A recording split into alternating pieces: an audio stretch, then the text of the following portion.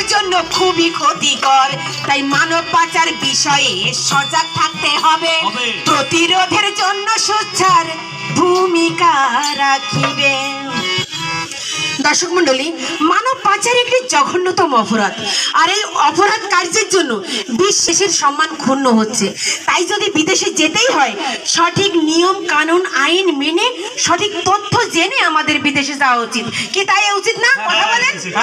আচ্ছা, আমরা কি বলতে পারবো এই সঠিক তথ্যের জন্য আমরা কোথায় যেতে পারি? আমি বলবো। হ্যাঁ ভাই বলেন। আমাদের এই যে কাছের প্রতিষ্ঠান হচ্ছে ইউনিয়ন পরিষদ, এই ইউনিয়ন পরিষদে গেলেই তো সকল তথ্য পাওয়া যায়। একদম ঠিক, ইউনিয়ন পরিষদ একটি তথ্য সেবা কেন্দ্র আছে, সেখানে গেলে আমরা নিরাপদ অভিবাসন বিষয়ে সমস্ত প্রকারের তথ্য পেয়ে যাবে। এছাড়া একটি টোল ফ্রি নাম্বার আছে, সেই নাম্বারটা একটু বলি।